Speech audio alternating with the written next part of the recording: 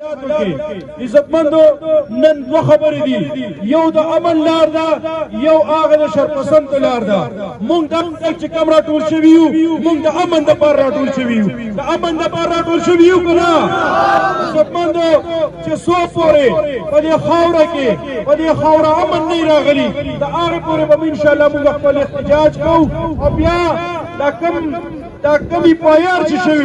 دا کمی پایار نه دا د قتل منصوبه چې جوړه شوې وه په تحصیل درګاه کې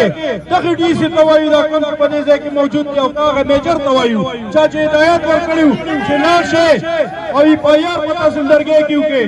دغې سلاکار ته وایو چې فوري به دا خپلې پایار واپس واخلي او که دا یې پایار یې واپس وانخیستو نو د دې ضلعې او یا د دې ملکمن کوم بچي بچي ته نقصان ورسېدو نو ذمېوار به دا ډی شي ذمېوار به انتظام یې ذمېوار به دا خلک وي ځکه به وي چې دا خلک ولې دومره لاندې لاړه چې یو سړی راځي او په سر ورته کښېني چې دوی پایار وکړه پرېږده ریزاین ورکړه مړه د جرت مظاهره وکړه نه کومه ریزاین وکړه او د دې ضلعې نه څه به کړي ستا سره خو ټرانسفر بدله کوي چې دا نه بله ضلع به درکړي خو کم سے کم دونه لاندې مه ځه چې د چا د خپو چوکیدار جوړ شي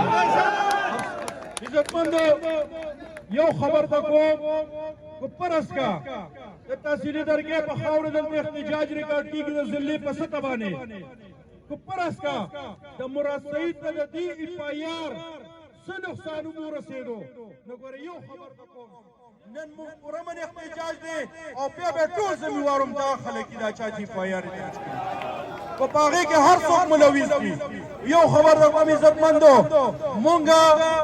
څنګه چې دا ملک او دا ضلع ملکمن تاسو ټولو ته پته ده ضلع دا ټول ډیویژن خبره کوو چې دا ډېره پسمانده پاتې شوه ډېره متاثره پاتې شوې ده او د سیلاب په شکل کې خو هغه د زلزلو په شکل کې ده او هغه د دهشتګردۍ په شکل کې ده مونږ نور دوی قربانیو ته